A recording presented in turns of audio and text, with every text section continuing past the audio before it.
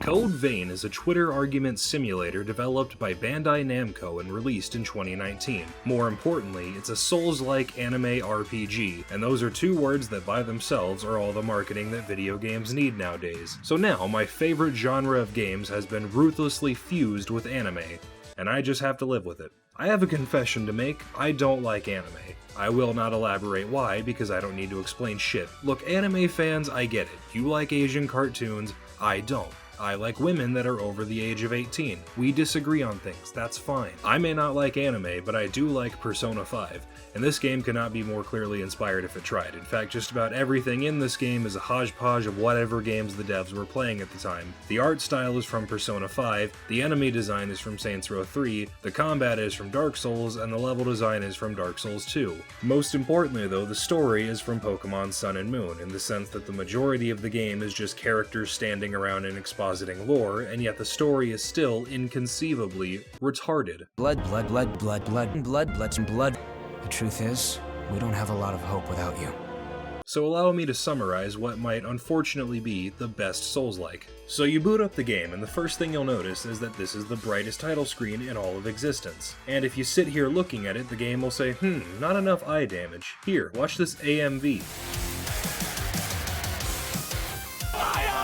Still considering not refunding the game? Great, have a 45-minute tutorial. I actually do recommend you pay attention to the tutorial, as the combat mechanics are a little different from your average Souls-like. You do of course have your typical dodging, blocking, and melee attacks, and technically you could go the whole game just using those like it's Dark Souls 3, but if you take some time to understand the more advanced combat mechanics, it's incredibly rewarding. Is that what he calls it? First things first, classes. In most RPGs, you used EXP to level up specific stats. Things like strength, intelligence, faith, blah blah blah. Get that shit out of here, this is Code Vein. Yes, those stats are present, but you cannot level them individually. When you level up, all of your stats increase, removing all the complexities from leveling up to just number get bigger. So how do classes even work in this game then, I hear you ask? Shut the fuck up, I'm explaining. At the beginning of the game, you will be given 3 classes to choose from: Fighter, Magic Bitch, and Gun, each with their own stats, proficiencies, and abilities. Typical RPG mechanics, but here's the neat part. You can swap between them whenever you want, completely free, no questions asked. Not only that, you unlock more blood codes constantly, which gives you more choices. That means that if at any point you don't like your build, you can change it on the fly. For a while, my build revolved around me using 4 different damage buffs at once to one-shot any woman with an expensive-looking purse. But the slow, clunky ball crusher I was using just couldn't keep up with the amount of Vyvanse in my veins, so I switched to a speedy, gun-wielding maze who could never die because of the healing factor I stole directly from Wolverine. I danced around enemy attacks, perfectly dodging all of them, and because this is a good game, perfect dodges fully replenish your stamina bar, allowing you to never stop slapping the shit out of enemies. And once again, because this is a good game, landing hits on enemies restores your mana, allowing you to spam bullshit spells and powers, making you the combat god you were always meant to be. I cannot describe the feeling of perfectly dodging every one of a boss's combo attacks, only to break their posture and proceed to twist their balls with my right hand and shoot lightning out of my left hand. Shadow Wizard Money Gang, we love casting spells. The Doom Eternal devs call this the fun zone, where you're using every available means of attack and managing resources to provide the highest quality ass-whooping possible. It's clear that 99% of the developers' focus was making high-energy, super tight, exciting combat, and it's fucking awesome. Unfortunately, it's wasted in a game where most enemies' health bar is the size of a plankton, literally dying before you can even put a status effect on them, and on top of that, most of the enemies are way slower than you, even when you fat roll, and when you do get hit, it's like you've been slapped with a napkin from a little kid's birthday party, but when you hit them, it's like a big brolic black dude named Requise pulls a bedsheet over their heads and proceeds to skullfuck them. Enemies do have a few advantages though. For instance, there's a fucking lot of them. Just about every combat encounter will be at least a 2-on-1, plus 2 more enemies that were hiding behind you, because this game's idea of a challenge is to put enemies just out of your sight, hiding behind corners, jumping down from the ceiling, or just straight up jumping out of the ground. Minor gripe considering you'll kill them within a matter of seconds, but you'll definitely take some damage to some bullshit you had no chance of anticipating, which is where their second advantage comes from. Your healing sucks. This game's version of a healing flask is called a regen inducer, which barely heals any of your meter, and requires you to actually find a window where you have a few seconds to actually use the thing. You see, in Dark Souls, most enemies you fight have windows where they'll just stand around for a few seconds, giving you time to heal. In this game, enemies never stop attacking, and if you run away, they will close the gap. Pro tip, if you're at low health, don't even try to run away to heal, they'll just chase you down, or they'll throw their geriatric grandma at you. Or sometimes they'll just legitimately teleport on top of you. Just start dodging attacks like your life depends on it, and while you play Deadly Twister, your follower will walk up to them and make a joke about Ohio. This will rightfully piss off the enemy, and they will focus all their attention on your follower, giving you a window to heal. Or just let them kill you, because when you die, your follower will give you a portion of their health bar, resurrecting your fat ass as many times as it takes, because the devs worked hard on these environments, and you're going to experience it all. And if somehow you still manage to die to normal enemies, allow me to introduce you to the backstab. They're super easy to perform, disintegrate enemy health bars, and refill your mana. I actually recommend you don't abuse the backstab because it's actually too good and completely ruins the godlike combat I just talked about. Hello, my name is Chapped Ass, and I am a backstab addict. I used to enjoy Code Vein. I used to engage with the game's mechanics and generally have a fun, rewarding experience. Now I can't even remember the last time I used my weapon. I just go around and tap the square button on every ass I see, and they just die.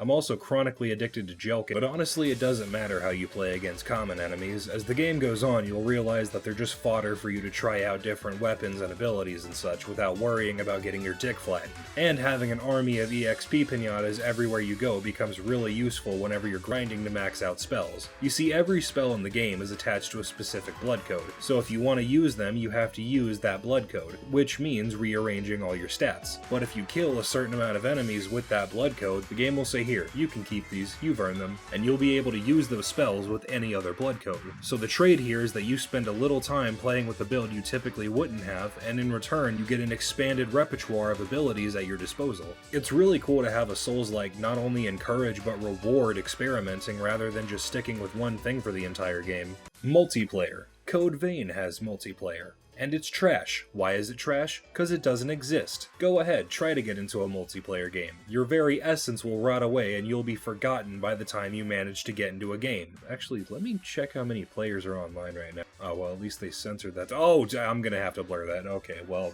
yeah, the community is just a little bit eccentric, so I repeatedly bullied my friends in order to play this game with me so I could get footage. This is for you. What is it?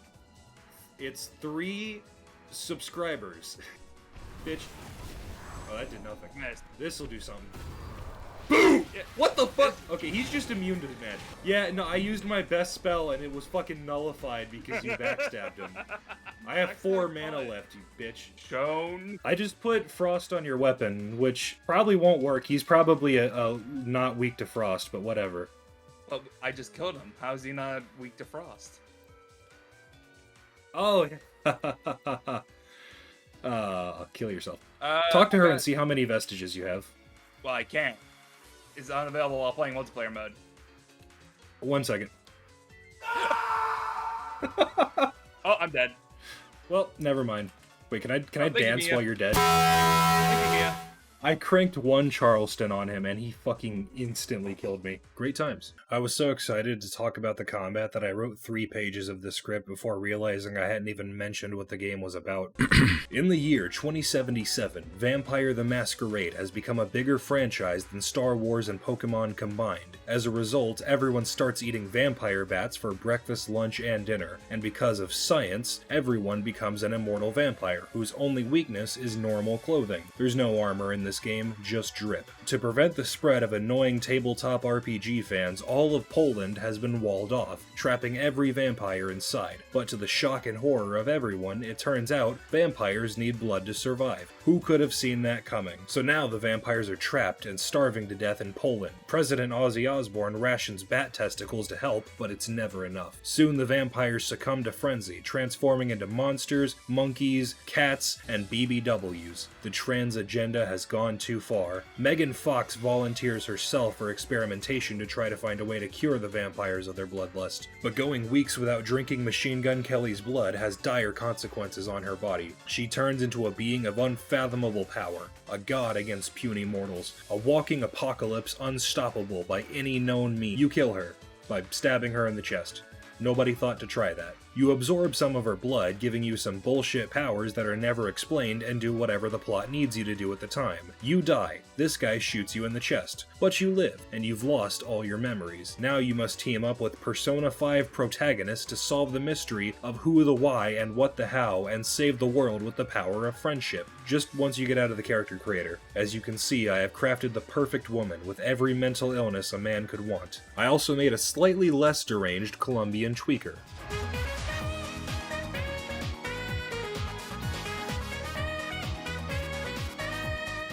Such exhilarating gameplay. Welcome to the first area, Ruined City number 1. Explore the streets, fail to backstab enemies, die to the dumbass platforming. Something to know about Code Vein is that each area of the game is not simply environments for you to fight enemies and explore. No, the terrain itself is an adversary, and the level designers want you to suffer. This level's annoying mechanic is corners. There is an enemy behind every corner, and when there isn't one, it's because he's right behind me, isn't he? The city is also where you'll fight your first boss, the Asylum Demon, who is actually just a normal enemy from now on. B tier, for big fat ass titties. It's also where you'll get access to the Phantom Thieves' home base, where you can upgrade your weapons, go to the hot spring where you can re-watch any of the 300 cutscenes, or talk to the colorful cast of characters such as Smart Man. Do you think if we start putting cyanide in cereal, we can make children evolve immunity to it, right? What the fuck is wrong with you? It is natural selection. That's not how that works. I tossed you an apple.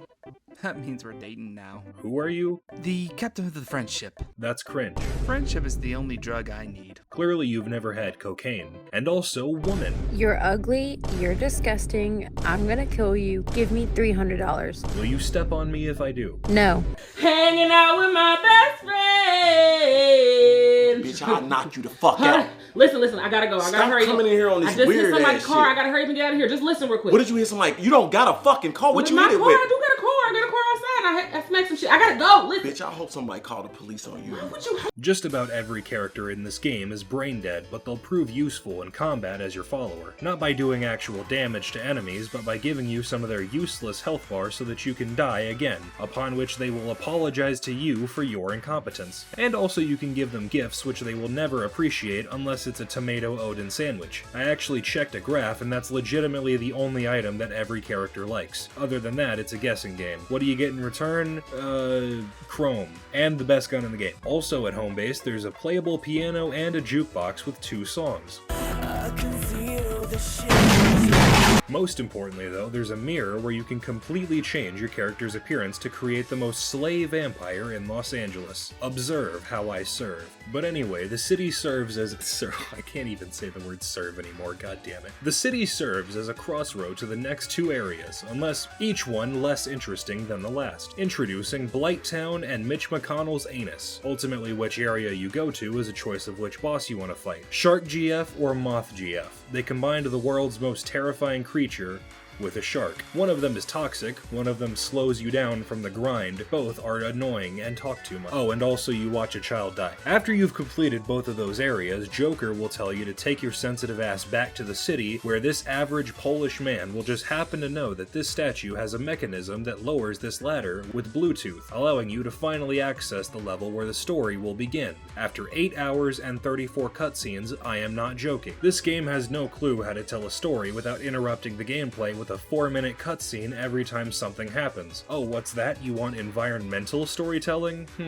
Here. Now you walk through the cutscenes. Yeah, they took that one mission from Fallout 4 and made you do it 60 times. Well, you don't have to do these boring-ass memory missions, but if you don't, you'll never get the real ending. Oh yeah, sure, it's optional. Oh, okay. Yeah, sure, if you don't care about seeing the true ending. Alright, I guess I should probably mention that unless you're really serious about putting up with this game's bullshit, you shouldn't even worry about the multiple multiple endings. It is so easy to accidentally lock yourself out of the good ending in this game with no way to reload a previous save. The first way to fuck up is to not collect every single one of the specific item in the cathedral called a vestige. Oh, and did I mention that the cathedral is the biggest area in the game? Oh, and did I also mention that the cathedral is a literal maze? This is where I learned the developers legitimately hate human happiness and are seriously trying to make you clinically depressed. When I first played this game back in 2020, it seriously took me a week to get through this horrible place. Honestly, you won't even have to worry about finding all the items I mentioned, because if you somehow manage to get through this level without using a guide, you will have explored every inch of this place. But don't you dare feel a sense of accomplishment for completing this maze. This game will make you backtrack through here multiple times later on, and there's a second one later on. And that's by far the most infuriating part of the cathedral. The devs are so clearly proud of it that they made you spend as much time here as possible.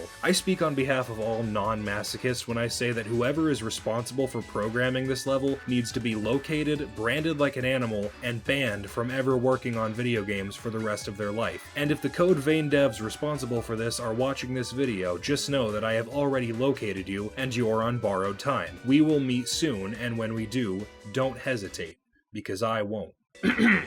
After getting through the cathedral and collecting every vestige, making sure you return these vestiges to this chick before you fight the boss, otherwise you've just locked yourself out of the true ending, the cathedral is also where the game begins its trend of having an amazing boss fight right before a mediocre slog. In this case, you fight this guy, who reminds me of the Dragon Slayer armor from Dark Souls 3. He's fast as hell, and his weapon covers most of the arena when he swings. As long as you time your dodges and surgically remove your eyelids so that you'll never blink, you'll be fine. I would say this is an A-tier boss, but unfortunately bogged down by the fact that the walk up from the bonfire to the area is full of Twitch thoughts and their moderators that you are required to fight before you fight the boss. You cannot run past them, and if you try to, they will teleport on top of you and take your entire forehead. And if you continue to run, they'll kill your follower and dare you to do something about it. Oh, and if you thought that you could just backstab them and take no damage, well sorry fucker, every white woman has that jank-ass hitbox. Pro tip, when you get to this room, don't go in and try to fight both the enemies. Go around the long way to the side entrance where you can fight them individually and stun lock them to death. It'll add a solid extra 40 seconds to your walk up, but at least you'll get to preserve your healing for the boss. Once you beat him, all that's left to do is go back in time and watch more cutscenes. Return to the present, watch more cutscenes. Fight the intercontinental ballistic nuclear furry, and watch more cutscenes. Assuming you did the thing and restored the what's-it to the thingamajig and the choo-choo lovely moony moony mura mura prink prink mura mura mura rail rail, you will be able to save this boss's life rather than kill them. And if you did it right, you'll be given access to the ISIS blood code, which contains the spell that carried me through the rest of the game. From here on out, the game follows the same formula for every level. Go to an area, deal with that area's annoying mechanics such as the floor randomly giving way beneath you, fire that can stun lock you, quicksand that drains your mana, and this, collect vestiges to restore the memories of the bosses, or don't and just straight up kill them if you want. You do, however, get rewards for saving them though. If you save the sand bitch, she becomes a better version of the Russian gun lolly follower, and one of them is a 10-foot tall cat girl with tits the size of beanbag chairs. I'm pretty sure I just convinced someone to buy this game. Once you complete the ice level, the fire level, and the desert level, Fit MC will show up and exposit an avalanche of lore and tell you his grand evil scheme to transform the entire world into nothing but cutscenes. So that's when a stroke of genius came from the incursion.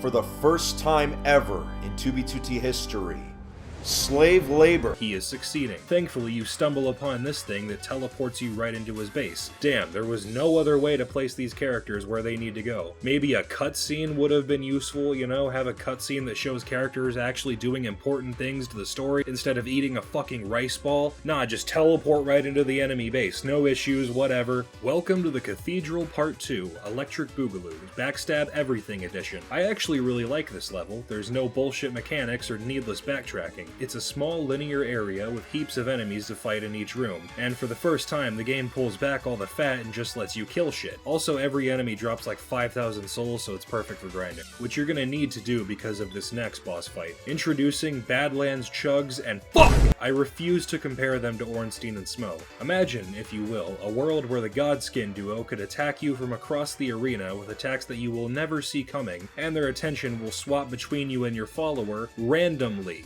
meaning scene, you'll be locked in combat with Peter Griffin, only for Lois to instantly take your entire health bar from all the way across Quahog with an attack that you had no chance of ever seeing. And while you get molested from the back, the boss that you were already fighting gets up and walks away to murder your follower, leaving you alone with the particle effect party crashers. Yeah, don't even try to fight them solo. There's no way to win. I like a challenge as much as everyone, but when your difficulty curve is a stalagmite, your game has balancing issues. This whole fight just feels like the devs woke up one day and was like, oh shit, this was supposed to be a Souls-like. Souls-likes are supposed to be hard. This fight has permanently carved itself into my psyche. I will never sleep peacefully again, but at least I can help you make this fight just a little easier. You can probably tell by their appearance that their shtick is ice and fire. Just about all of their attacks do elemental damage, so make sure you have high elemental resistance. The Eos blood code can help with this. They both do high damage, but most of the bullshit in this fight comes from the Ice Queen. She is way faster and loves attacking you from off screen. The fire guy will telegraph all of his attacks. Even when you can't see him, his attacks will still be visible before they hit. You'll still get hit by him a lot, but at least you'll have a fair chance to dodge. Oh, if their powers are ice and fire, surely that means that the fire guy is weak to ice and vice versa, right? Haha, wrong. That would make too much sense. This is a Souls-like, and everyone knows that the purpose of a Souls-like is to be needlessly frustrating and complicated. Why would you ever think that a fire guy would be weak to ice, you stupid little fuck? No, they resist elemental damage, but they are weak to status effects. Things like poison, stun, and inhibit. What's inhibit? I'm glad you asked. It's a status effect that prevents you from casting spells while you're afflicted with it, meaning if you can manage to inhibit one of the bosses, they won't be able to do their stupid fucking bullshit attacks. It only lasts a few seconds, and it takes a long time to take effect, but it gave me just enough of an advantage to take out the ice thought, and from there Fireboy was an easy kill. And yet I still cannot feel a semblance of accomplishment. Why the fuck do I even play video games? After 13 hours of fighting the Wonder Twins, you come face to face with Fit MC, who is blah blah blah. If you think I'm gonna explain the story, you're out of your goddamn mind. You fight Fit MC 30 seconds after the last boss fight, and the first thing you'll notice is that all of his attacks give you inhibit, cause fuck you. Coping aside, this is actually a really good fight. Since you can't use spells against him, you're forced to get in close with your melee weapon and wail on him, and if you do want to use spells, your dodging is gonna need to be completely perfect. If he hits you even once, you become inhibited. He spouts off some villain dialogue, then dies. Fast forward a few spike traps later, we're at the final level. Spoilers for the final boss. The final area of the game is actually a really fun swan song to the game. Just about every single enemy type can be found inside this area, even a previous boss. Also, the devs do that little environmental trick where you take a long route around the level only to unlock a shortcut back to the bonfire at least 3 times. Good level design? I'm not really sure. At least there's no sand. And yet another mandatory Souls-like feature is an elevator that takes you to the center of the goddamn earth, where you will fight Archduke for affinity. This fight legitimately took me hours to beat, definitely not as hard as the Dick Cheese duo, but still incredibly fast and heavy hitting. And what's more is he'll delay his attacks for what feels like several seconds, which is kind of interesting because this game came out like 3 years before Elden Ring. Also, if you try to Google what this boss is weak to, Google will just straight up tell you skill issue. Also, if you type do a barrel roll into Google, it'll tell you to get laid, you fucking nerd. Anyway, this fight is a solid A tier fight, and an incredible final boss for the game. Oh my god. Hey, brother, this guy stinks! Oh, right, this guy. So yeah, the actual final boss of this game is called the Virgin-Born, and it's terrible. Like seriously, all the great boss design this game has just got completely thrown out the window. Like the first major reason is the boss's size. You may not realize it, but the size of a boss has a huge impact in a game with an over-the-shoulder camera, and this guy is just way too fucking big. Just about every enemy and boss in Code Vein is a few feet taller than you, but not super giant. That's a really good thing. It ensures that the player won't block the camera from seeing them. That's why most enemies in FromSoft games are either the same size as you or taller, but in the pursuit of spectacle for the final boss, they made him so big that the camera can't capture all of him. Some games like God of War avoid this issue by zooming the camera out, but Code Vein doesn't do this, which makes evading his attacks way more tricky. When all you can see is his legs, how can you tell what he's gonna do next? And this isn't a problem specific to this game. FromSoft is guilty of this a dozen times. Even the final boss of Elden Ring suffers from this camera trick. That coupled with the fact that and most of his attacks are bullshit one-hit kills, just make this fight a total headache and not at all fun. Anyway though, final verdict, did I love this game? Did I hate it? Should you try it? And was 2 nukes really enough? The answer to all of these questions is a hard probably. I did legitimately enjoy this game despite all of the bullshit. I think the devs did a great job of not only making a fun, stylish, combat-focused game, but also taking an old formula and adding little tweaks that make it feel brand new. Should you get this game? Yes. Should you pay $60 for it? No. This game goes on sale constantly. I have it on multiple platforms and I didn't even pay half of the original price. Unless of course this video blows up and brings a wave of popularity to the game and Bandai Namco stops putting it on sale. So whatever you do, don't like this video and subscribe to Gabify and share this video with 3 people. That would be the worst thing in the world.